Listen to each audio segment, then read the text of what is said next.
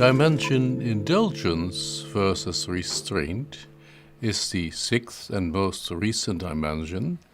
The terms were coined by Dr. Michael Mankesav for covering certain differences he had found in the World Value Survey that so far had not yet been found in the other five dimensions. And it is mainly related to feelings of subjective happiness or unhappiness and the control of the people's own life or the opposite. And it is based on data collected by the World Value Survey in the period 1995 till 2004. And we have again data for 93 countries. Indulgent societies allow relatively free gratification of basic and natural human desires, leading to enjoying life and having fun.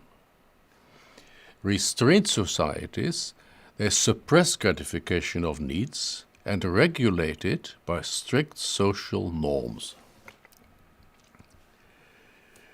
If I oppose a number of characteristics of indulgent societies to restraint societies, taking into account that most societies are somewhere in between those extremes, then I see that on the indulgent side, people tend to feel healthier and happier, and on the restraint side, they feel less happy and less healthy, although objectively they may be equally healthy. In the indulgent societies, people have a perception of personal life control. They are masters about their own life. In the restraint societies, people tend to feel that what happens to them is not their own doing. It depends on other factors. Indulgent societies have a leisure ethic, you could say, and restraint societies have a work ethic. Indulgent societies have a more optimist, positive attitude, and restraint societies a more pessimist, cynical attitude. Indulgent societies have more extroverted personalities, and restraint societies have more introverted personalities. In indulgent societies, having friends is very important. In restraint societies, having friends is less important. This is evident in something like Facebook. In indulgent societies, people participate actively in sports. In restraint societies, there is less sports participation. Sports are things you watch, you see others do, but you don't do it yourself. Indulgent societies have less moral discipline. Restraint societies have stricter moral disciplines. And this also applies to sexual mores, which are looser on the indulgent side and more strict on the restraint side. How do we measure a society's level of indulgence versus restraint? There is no absolute standard, again, so we can only compare one society to another. It's the difference between societies. And this difference is expressed in an index, the Indulgence versus Restraint Index, and the abbreviation is IVR. And again, IVR values have been plotted on a scale from 0 to 100, and 0 stands for restraint societies and 100 stands for an indulgent society. I have chosen from the 93 countries for which we have data, and on the indulgent side you find Mexico, very indulgent, Nigeria, and also some other African countries, but also Sweden, for example, and Australia, and Britain, and the Netherlands, and the United States, and somewhat lower but still indulgent, Brazil. And then on the restraint side, we find France, and Japan, and Germany, and Italy, and India, and China, and quite restrained Russia, and extremely restrained Egypt and other Islamic countries. Now, what can we do with this index? What does it correlate with? Well, first of all, there is a very interesting opposition. If you ask what is important to people, you find that in indulgent societies that freedom of speech for all is very important, and this is not so in the restrained societies, and the opposite of freedom of speech seems to be maintaining order in the nation. So in the restrained societies, the feeling is that maintaining order in the nation is more important than having freedom of speech. Indulgent societies tend to have higher crime rates. Nevertheless, they tend to have smaller police forces.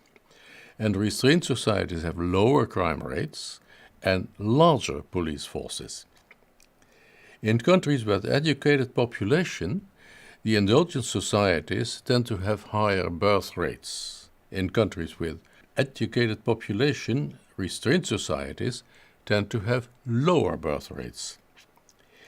In wealthy countries, indulgent societies tend to have more obese people, more fat people.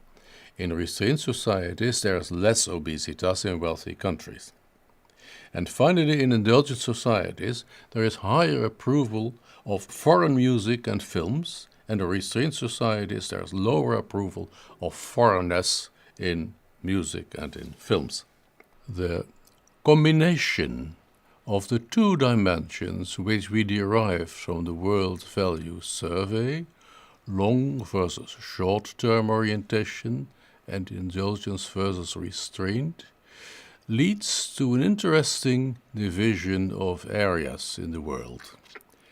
We find that on the indulgent plus short-term side, we have some African countries, not all. Nigeria and South Africa are there, and all the countries of South America and of North America, and Australia.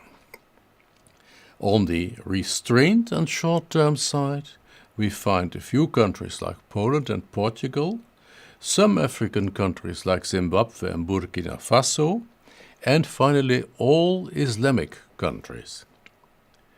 On the restrained and long-term side, we find the East Asian countries Japan, India and China.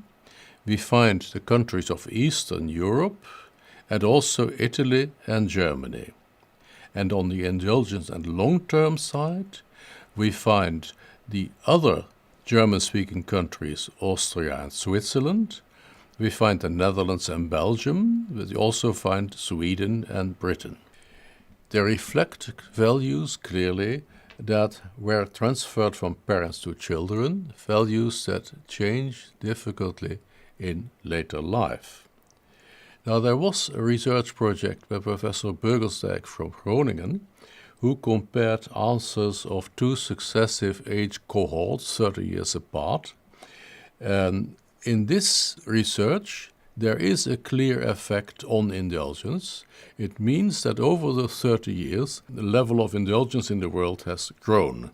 So societies have become more indulgent and the number of restrained societies has diminished. But the position of countries relative to each other has remained the same. So if they have shifted, they shifted together, and this is what the scores are based on. So the scores again of this dimension can be assumed to be stable over time.